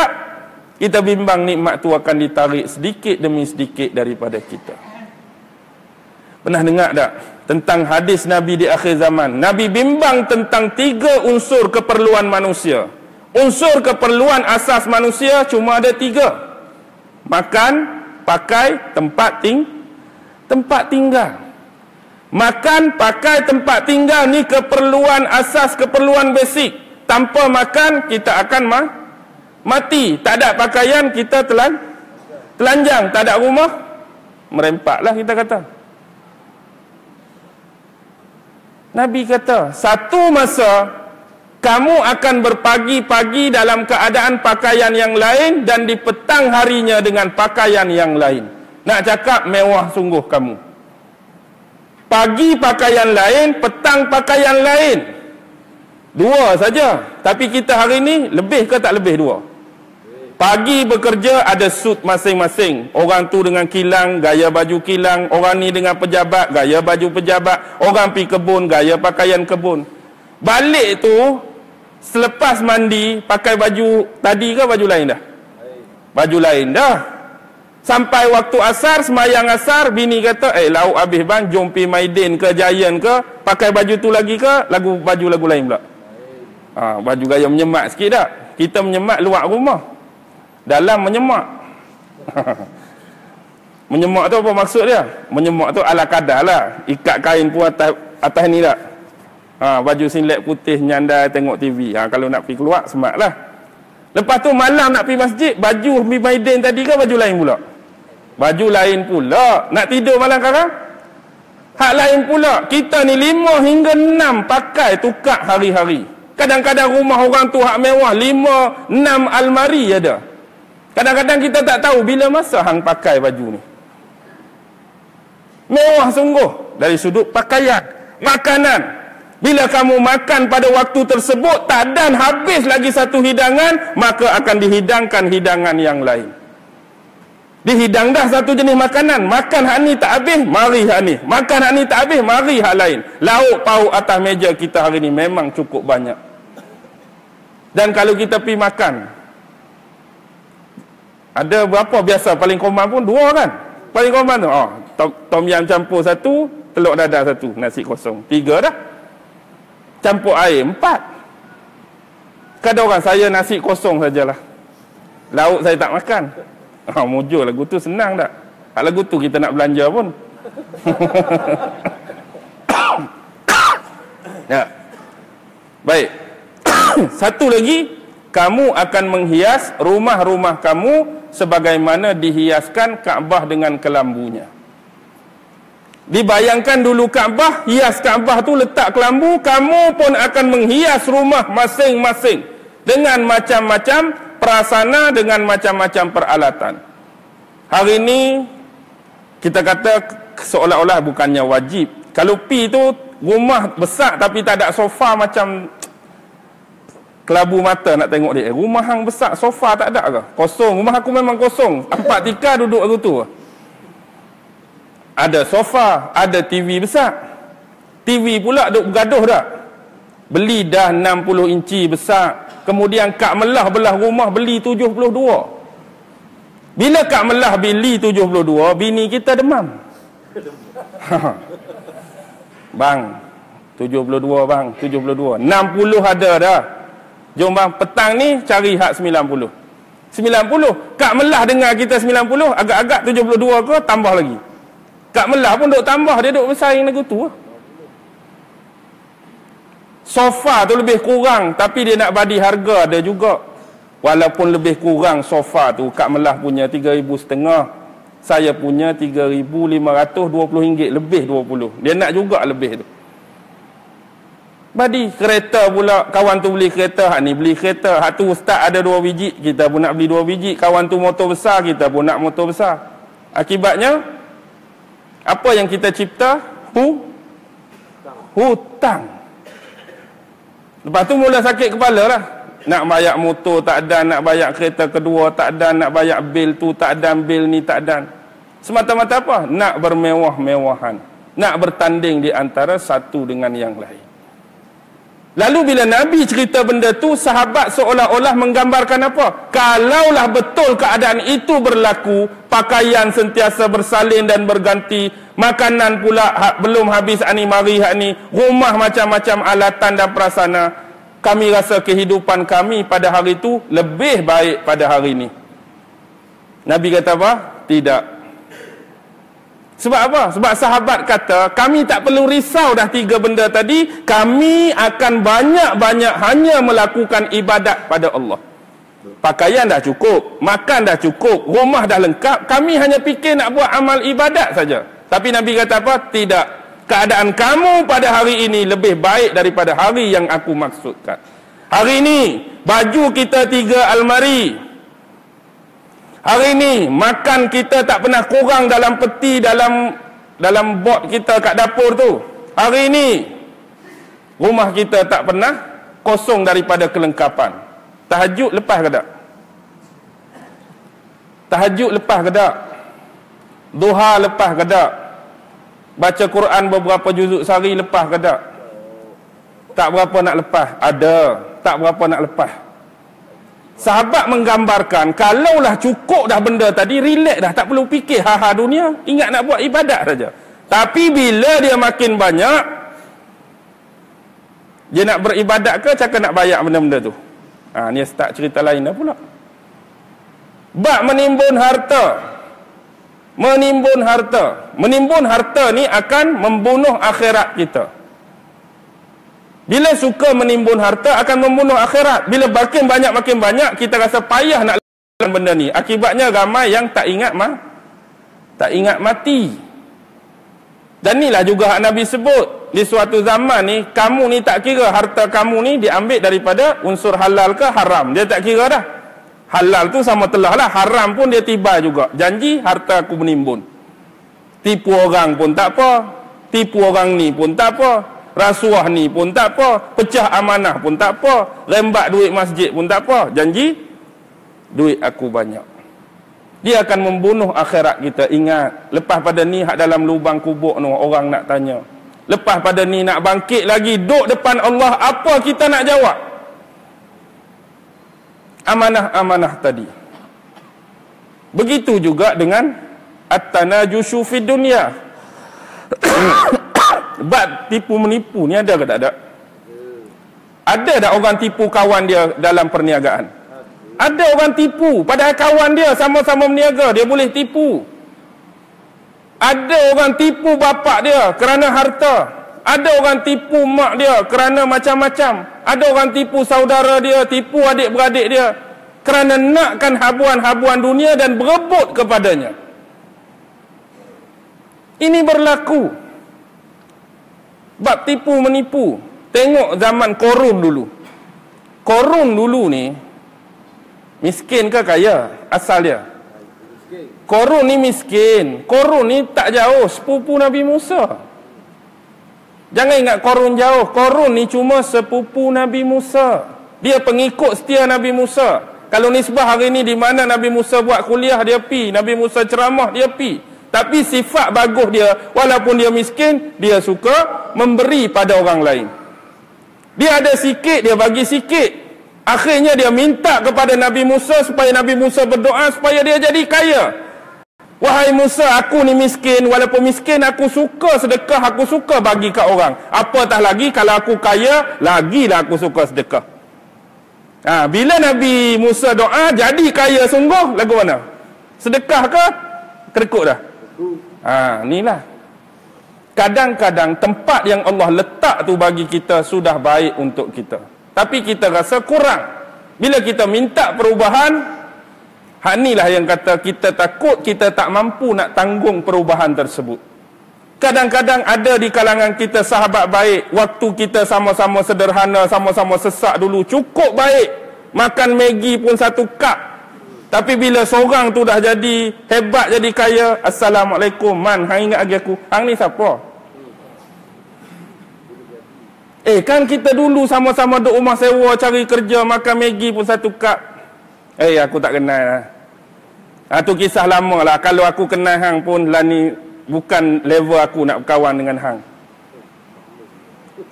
Berlaku ke tak berlaku ni? Berlaku. Orang akan jadi berubah kerana perbezaan tadi, perubahan tadi. Jadi akibatnya jadi sebaliknya. Korun ni antara kelebihan dia, dia boleh buat. Korun ni dia jadi cepat kaya kerana dia boleh buat emas sendiri. Dia ada cara nak buat emas sendiri. Kita hari ni nak emas kena korek bukit, kena cari. Dia ni dia ada, kita tak tahulah ilmu dia tu. Dia campur gandum ke garam ke apa alat-alat dia, dia buat jadi hasil dia emas. Dia boleh buat emas sendiri. Sebab tu dia jadi cepat kaya. Kalaulah ilmu tu terlepas pada kita hari ni, agak-agak lagu mana?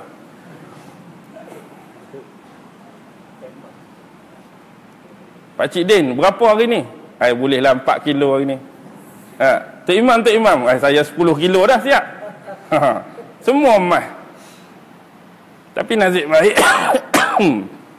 ilmu dia tu tak sampai pada kita. Akibatnya diterbalikkan. Jadilah tasik Korun duk Mesir tu. Luas tasik Korun ni. Bunyi saja tasik. Duk tebing ni tak nampak tebing sana. Duk tebing ni tak nampak tebing sana. Bunyi tasik pun. Nak cakap luasnya, besarnya kurniaan Allah pada Korun, tetapi akibat dia mula melupa dan menderhakai Allah, Allah uji dia. Sekarang tengok bab tabagudu. Bab marah memarahi. Kita sebut dah di awal tadi, sebelum tu 9-10. Standard masjid ni kira berhenti dah ke boleh pergi lagi? Tak, saya pun bimbang jugalah kan. Saya pun bimbang juga kata, Ustaz ni awak tak berhenti lagi, standard pukul 9 kena berhenti dah masjid kita. Boleh sikit lagi ya? Okey. Bab marah memarah, sifat semula jadi, tapi marah ni ada tempat, marah ni ada cara, marah ni ada bentuk, bukan tak boleh marah. Yang jadi masalah dia ialah bagaimana nak mencipta kemarahan di kemudian hari. Banyak benda yang boleh menyebabkan seseorang itu marah. Seseorang itu marah, dan marah ni mesti jadi tahap melampau. Contoh contoh, ingat tak Sultan Muhammad Al-Fatih? Pernah kenal nama ni? Pembuka kota Konstantinopel, Sultan Muhammad Al-Fatih. Dulu waktu dia tak jadi lagi khalifah, bapak dia jadi khalifah. Bapak dia hantar dia kepada seorang guru yang bernama Ak Syamsuddin. Guru dia Ak Syamsuddin ni ajarlah dia, ajar macam-macam ilmu. Dan bapak dia pesan kepada guru dia, jangan anggap dia ni anak pemimpin, jangan anggap dia ni anak khalifah. Jadikan dia sebagai murid biasa macam murid-murid lain. Kalau dia salah, tegur. Kalau dia buat salah lagi, pukul. Jadi sepanjang pembelajaran, waktu dia belajar bagus, baguslah. Waktu dia nakal, waktu dia bermain, guru dia cubit, guru dia pukul, guru dia rotan. Dia pun fahamlah, standard lah, nakal kena pukul, nakal rotan. Sampai masa guru dia ni meninggal. Tapi sebelum guru dia meninggal, guru dia ni bagi pesanan kepada bapak dia. Kalau kamu nak meneruskan lagi pembelajaran anak kamu ni, cari seorang guru nama sekian-sekian, dia adalah merupakan bekas murid aku yang tua. Kalau nak belajar lagi lah kawan ini, Al-Fatih ni, kalau nak belajar lagi, cari ulama nama sekian-sekian, dia ni bekas anak murid aku hak paling tua. Jadi bila guru dia Ak Syamsuddin meninggal, ayah dia pun pergi carilah guru tu. Jadi belajar pula dengan guru kedua. Belajar dengan guru kedua ni dia jadi tak selesa. Sebab apa dia jadi tak selesa? Sebab kalau guru dulu tak buat salah, tak kena pukul. Buat salah baru kena pukul. Guru hak baru ni tak buat salah pun kena pukul, buat salah pun lagilah kena pukul. Jadi pelik rasa dia memberontak lah. Aku ni tak buat salah, hari ni kena cubit. Aku tak buat salah, hari ni kena rotan. Aku tak buat salah, hari ni kena pukul. Jadi jiwa seorang remaja ni memberontak. Dia boleh menerima kalaulah dia tak buat salah, tak dipukul. Kalau salah, baru dipukul. Dia cuba tanya guru dia, pasal apa guru buat macam ni? Aku tak buat apa kesalahan pun, pasal apa rotan aku, pasal apa pukul aku? Aku tak akan jawab soalan kamu.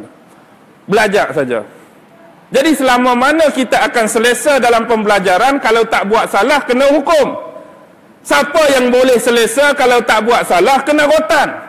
Lama kelamaan persoalan ini terjawab bila bapa kepada Al-Fatih meninggal. Automatik yang naik jadi khalifah siapa? Dialah. Ni peluang untuk dia. Sebab bila dia jadi khalifah, ramai daripada utusan-utusan luar dan pemimpin-pemimpin luar akan datang bagi tahniah. Bagi tahniah ni bukan hari ni, dulu-dulu lagi. Hari ni contoh, seorang tu jadi presiden baru, ramailah presiden negara lain, Perdana Menteri negara lain pi ucapan tahniah. Dia pun demikian, mari orang tu ucap tahniah, mari kerajaan ni tahniah, kerajaan ni tahniah. Hak bawah jajahan takluk dia tu, salah seorang tu tok guru dia, hak rotan dia tadi kena mari. Bila tok guru dia duduk depan dia, bila dia sebagai khalifah, hari ni tok guru dia kena jawab lah. Dulu dia menak murid, hari ni aku khalifah kamu. Wahai guru, selama ni aku lama pendamkan, dan setiap kali persoalan ni aku ajukan pada kamu, kamu tak jawab. Jadi hari ni sebagai kamu menghormati aku sebagai seorang khalifah, ketua kamu, pemimpin kamu, tolong jawab dulu. Pasal apa aku tak buat salah pun kamu rotan aku. Wahai anakku, sesungguhnya inilah masa dan waktu yang aku tunggu-tunggu untuk menjawab persoalan kamu. Sebenarnya, dulu kamu buat baik pun aku pukul, aku rotan. Kamu buat salah pun aku pukul, aku rotan. Kerana untuk mengajar kamu sesuatu. Sekarang aku nak tanya, bila aku pukul kamu sebab kamu tak buat salah, apa kamu rasa? Aku rasa tak puas hati. Aku rasa nak memberontak. Aku rasa nak melawan. Aku rasa nak marah. Baik, itulah pelajaran untuk kamu. Bila kamu mula menjawab jawatan ini, inilah masa yang aku tunggu-tunggu. Jangan sekali-kali lakukan benda yang sama pada rakyat-rakyat kamu. Jangan rotan dan pukul rakyat-rakyat kamu tanpa alasan. Jangan mengenakan apa-apa ke atas rakyat kamu tanpa alasan. Jangan kamu memusnahkan harapan-harapan rakyat kamu tanpa alasan. Jangan membuat sesuatu yang boleh merosakkan mereka tanpa alasan. Jangan pukul mereka, denda mereka, jail mereka dengan tanpa alasan. Bila kamu buat benda yang sama, apa yang berlaku pada kamu akan berlaku pada rakyat. Rakyat akan mula memberontak, rakyat akan tak puas hati, rakyat akan marah, rakyat akan benci, rakyat akan dendam. Faham tak pelajaran dia? Siapa yang hebat sekarang? Nampak zalim guru dia, tapi hari ni kita nampak itulah guru yang hebat. Dan itulah yang dia buat. Jangan sesekali lakukan benda yang sama terhadap rakyat kamu, dia juga akan rasa seperti kamu rasa.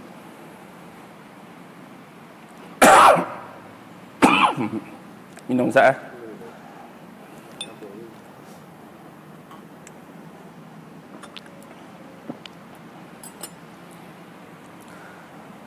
Tahasud, dengki mendengki. Tak ada orang dengki ni? Ada, ramai orang dengki. Kadang-kadang orang kita kan standard tak? Seorang buka restoran, seorang buka restoran. Hak ni laku, hak ni tak laku. Lepas tu apa jadi? Bomoh lah, hantak lah, santau lah. Last sekali, kedai kawan ni merudum, jatuh, tak laku, tutup, sengih-sengih dia, padam muka. Padahal aku buka dulu, hang nak pergi buka pula sebelah kedai aku. Lepas tu nak tunjuk action kedai hang laku, sekarang dah kena. Kadang-kadang masakan baru masak, bila orang sentuh saja jadi cepat. Cepat basi lah, cepat rosak lah, lalat mai, tak tahu kok mana, kawasan tak ada lalat pun tiba-tiba ada lalat. Dengki mendengki, padahal sama agama. Tapi bila ihsan tu tak ada, habis. Ihsan tak ada. Kalau tanya dia, siapa Tuhan kamu? Agak-agak apa dia jawab? Allah juga. Semayang tu wajib ke? Wajib. Tapi di mana Allah waktu kamu duk buat benda tu? Di mana kekuasaan penglihatan Allah waktu kamu duk buat benda tu? Kamu percaya pada Allah, kamu mempercayai juga sifat-sifat Allah. Waktu duk buat maksiat, waktu duk buat dosa, mana maha melihat Tuhan pada kamu? Mana maha melihat Tuhan pada kamu waktu duk buat maksiat dan dosa tu? Maksudnya keimanan kita hanya pada sebutan, tapi pada ihsan tak ada. Merasai itu tak ada. Contoh kita ambil, tengok Sebenarnya nak settle benda ni, Nabi dah sebut 4 benda. 4 benda agenda.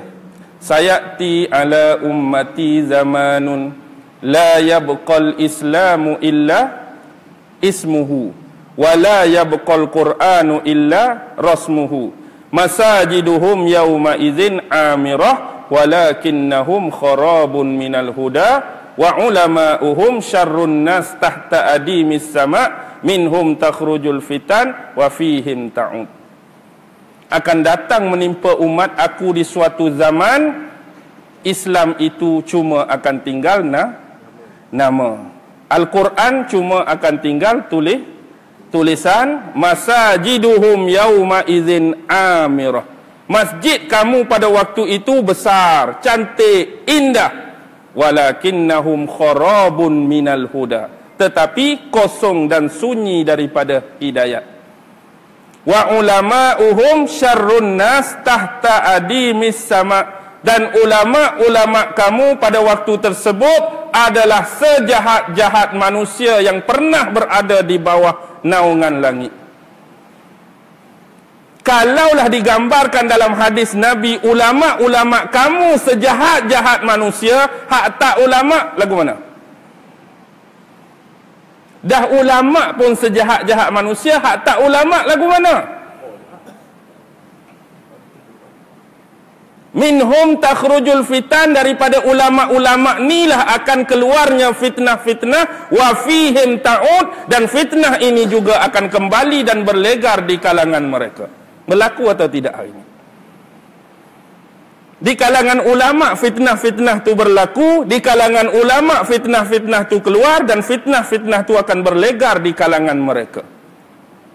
Jadi kalau dulu ulama-ulama menunjukkan kepada kita satu contoh kebaikan, contoh kasih sayang, contoh perbaikan, contoh tu, contoh ni.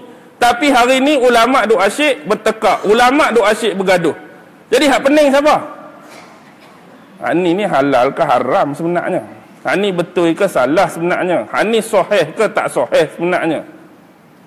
Kita jadi pening, tanya lagu, tanya hak nu lagu tu, tanya hak ni lagu ni. Lepas tu ulama dulu mereka hanya mengkritik pada ilmu, mereka tak kritik pada batang tubuh. Mereka tak kritik dia ni ulama jerawat batu kat muka besar, tak ada. Dia ni bisul banyak, tak ada. Dia kritik pada bahan ilmiah semata-mata. Hak ni salah, hak ni tak salah. Tapi kita hari ni bukan saja kritik tu, kita kritik sampai batang tubuh. Ulama tu sengit lah, ulama ni tak betul lah, ulama ni mata juling lah, ulama ni lagu ni, ulama ni lagu ni. Pasal apa jadi lagu ni? Memang mereka dah buat Islam cuma tinggal nama. Mereka dah buat juga Quran cuma tinggal tulisan. Hari ni ramai dah tak berkawan, tak bersahabat dengan Quran. Kita nak cari satu hari baca Quran payah. Satu hari kita tak tinggal Quran, biar pun surah pendek, payah. Nasib baik ada Yasin malam Jumaat, baca juga Yasin. Nasib baik. Betul. Walhasilnya apa jadi? Generasi-generasi kita dah sebut. Generasi apa? Burung kakak tua.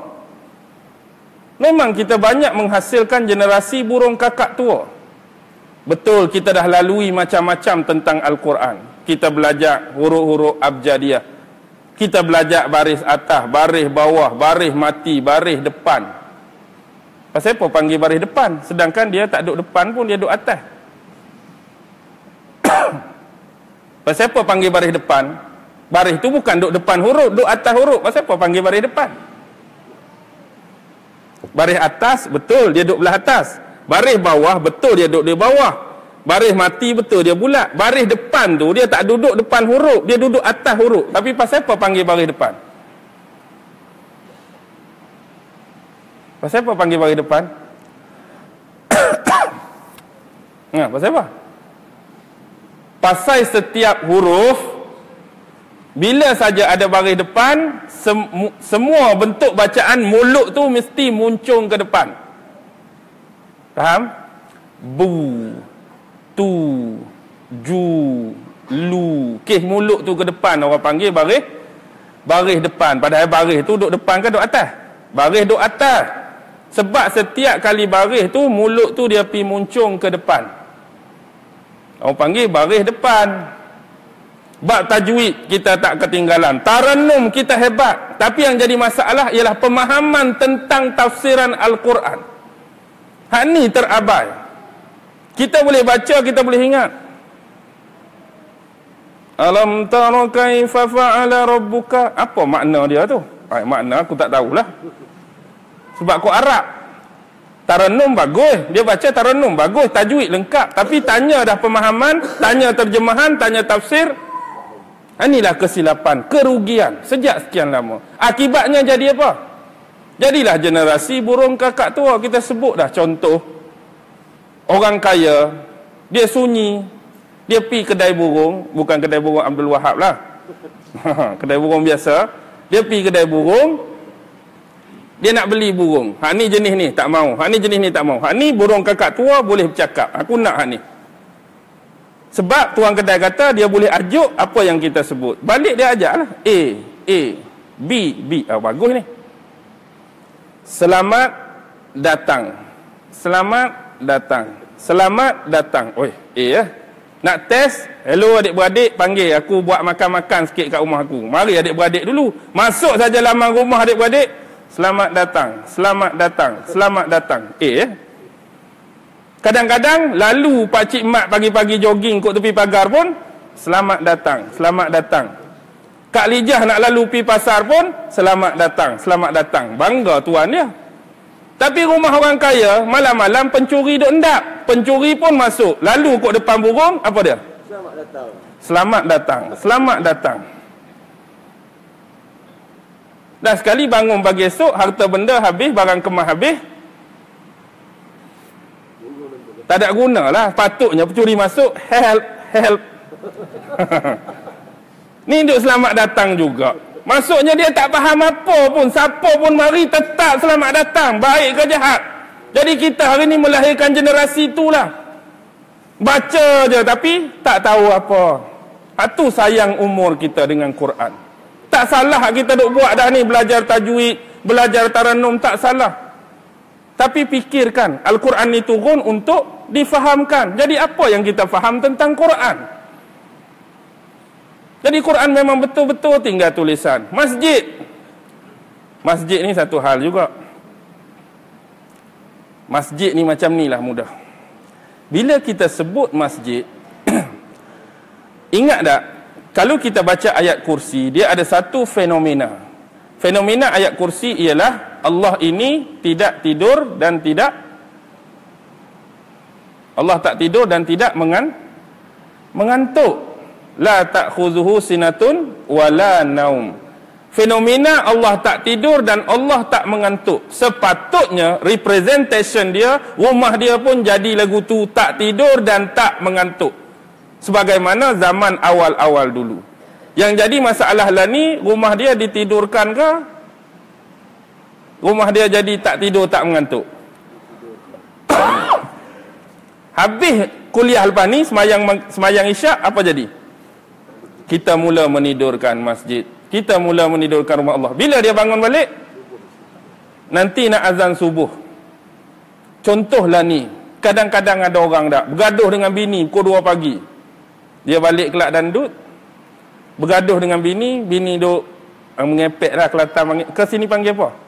Lebih kurang lah. Mengepek. Dia pun jadi insaf. Aku ni nak cari ketenangan lah. Balik rumah bini merepek. Aku nak pergilah solat taubat ke tahajud ke mana-mana masjid. Dia pun start kereta pukul 2. Agak-agak masjid mana buka?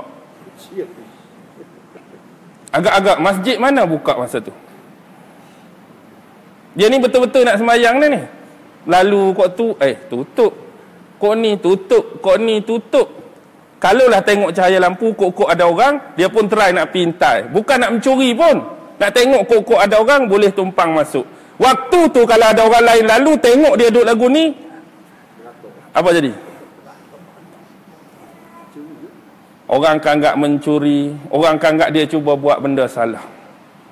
Hak inilah sebenar yang menjadi kepayahan kepada pengurusan masjid. Antara mempertimbangkan aset-aset berharga masjid dengan bagi laluan kepada mereka-mereka yang nak buat iktikaf. Hak mana lebih besar? Kebaikan dan mudarat. Memang boleh kita nak buka orang-orang nak iktikaf, tapi aset masjid lagu mana? Takut buka 2 malam, TV 2 tak ada. Buka 2 malam, tabung masjid tak tahu ke mana. Perbezaan dia apa? Kalau kita melihat rumah ibadat selain daripada rumah ibadat orang Islam, mereka ada guard, mereka ada jaga. Ini saya boleh tengok berlaku di Penang. Sebab kenapa mereka boleh imarahkan 24 jam? Dan kita selalu tanya, kuil kamu ke, gereja kamu ke, church kamu ke, kalau mari ramai-ramai ada slipper hilang tak? Dia kata jarang slipper nak hilang, orang tak curi slipper. Kalau masjid kita hilang tak slipper? Hilang tak masjid kita? Masalahnya masjid kita jadi hilang slipper. Patut depa lah lebih hilang. Contoh hari raya terutama tak? Kita mari slipper RM3, kadang-kadang balik slipper harga 30. Kadang-kadang tak. Pakai kasut harga 30, balik kasut harga 300. Padahal kawan tu tadi duduk semayang sebelah kita. Hak bedai, hak sapu tadi duduk Allahu Akbar sebelah kita. Tengok-tengok dia yang bedai kasut kita. Itu yang jadi masalah. bila tak tidur, inilah yang jadi masalah ni.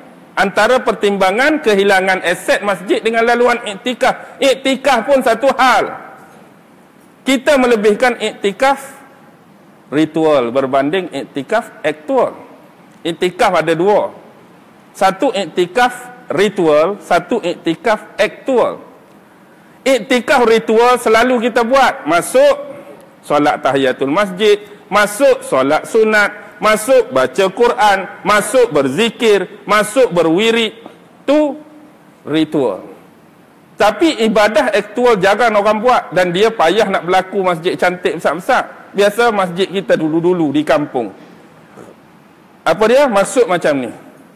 Kadang-kadang kita ambil Quran dari sudut ritual. Kita baca Quran dah habis 2 juzuk, tapi taik lipah 2 kilo sebelah, tak ada siapa pun ambil tahu. Baca Quran dah 2 juzuk, taik lipah ada, taik cicak ada, takapek, tak ada siapa pun ambil tahu. Ikut dia duduk situ lah, janji aku baca Quran, habis 2 juzuk. Tengok ada taik lipah, tengok ada taik cicak, tengok ada air tumpah, tapi kita tak ambil tahu pun. Sebab kita lebihkan iktikaf ritual, aktual tak ada. Kadang-kadang berzikir, kita pun masuk. Berapa Rahman? Ustaz sekat ni 30,000 dah ni. Subhanallah 30,000. Cuba hang lengguk atas, penuh sarang labah-labah. Tak ada siapa ambil tahu pun. 30,000 boleh sarang labah-labah, tak ada siapa ambil tahu. Sebab itulah falsafah masjid perlu di reconstruction dengan tawaf. Ini yang kita nak pada ahli-ahli masjid, pada anak-anak Korea, konsep tawaf ni. Sebelum masuk masjid, tawaf pertama, tengok mana-mana ada paip-paip dan kepala yang tercabut. Tawaf yang kedua, tengok dinding-dinding mana hak tak cat, dinding-dinding mana hak retak. Tawaf kali ketiga, tengok siling mana hak tak ada lubang, siling mana hak ada lubang. Tawaf kali keempat, bol lampu mana hak nyala, bol lampu mana hak tak nyala. Tawaf kali kelima, rak-rak kasut mana hak patah, rak-rak kasut atas susun. Tawaf kali keenam, hak mana jambang hak bersih, mana jambang tak bersih. Contoh. Siapa buat? Kita hari ni kepala paik satu, komplain. Longkang tersumbat, longkang ada tin, padahal tin satu, lepas ambil wuduk, ambil tok tentu sampah lah. Ni peluang ni. Kecil. Mesyuarat agung nanti siap lah. Longkang penuh. Dia nak tunggu tu lah. Siapa pengerusi majlis tahun ni? Tengok ni, contoh, tin penuh, nak tibai pengerusi. Kepala paik tercabut, padahal kepala paik berapa sen je. Siapa pun boleh tolong bubuh kepala paik. Lampu 2 biji tak nyala pasal apa ni, tak ambil tahu ke? Hatu lah. Masjid siapa? Masjid AJK ke masjid kita? Masjid kita. AJK ambil tugas pun tu, alhamdulillah dah. Kalau orang ke kita? Kita gedegang, tapi saya dengan ini sebagai ahli sebagai ahli Korea nak melantiklah Cik Syukur sebagai timbalan. Janganlah saya banyak kerja saya. Dia kalau orang bagi kat dia tak mau pula. Tapi bila ni dia banyak komen. Dia banyak komplain, bukan nak membantu pun. Macam-macam lah hal masjid tak.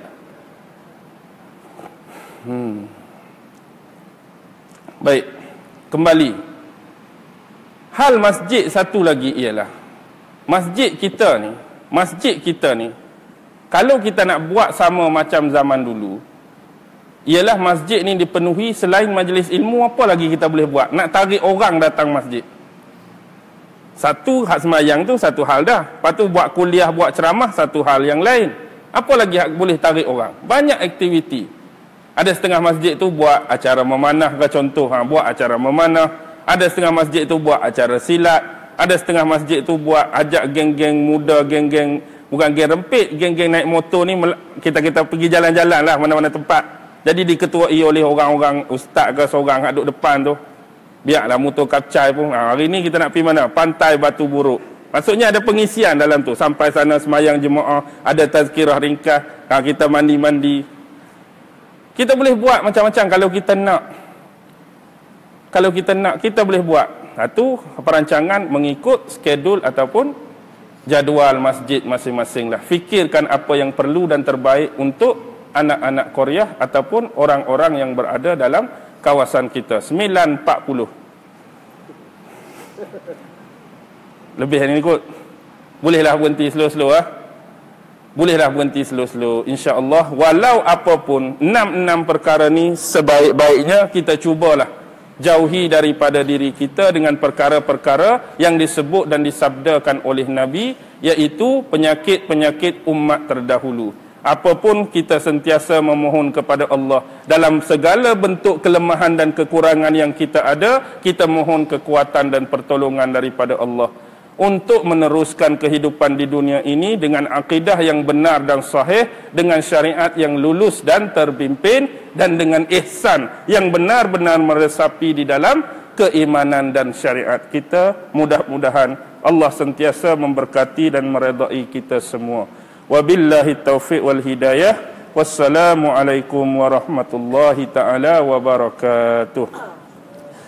أعوذ بالله من الشيطان الرجيم بسم الله الرحمن الرحيم اللهم إنك تعلم أن هذه القلوب قد اجتمعت على محبتك والتقت على طاعتك وتوحدت على دعوتك وتعاهدت على نصرة شريعتك فوسك اللهم رابطتها وأدم ودها واهدها سبلها واملأها بنورك الذي لا يخبو واشرح صدورها بفيض الإيمان بك وجميل التوكل عليك وأحيها بمعرفتك وأمتها على الشهادة في سبيلك إنك نعم المولى ونعم النصير وصلى الله على سيدنا محمد وعلى آله وصحبه وسلم سبحان ربك رب العزة عما يصفون وسلام على المرسلين والحمد لله رب العالمين الله أكبر.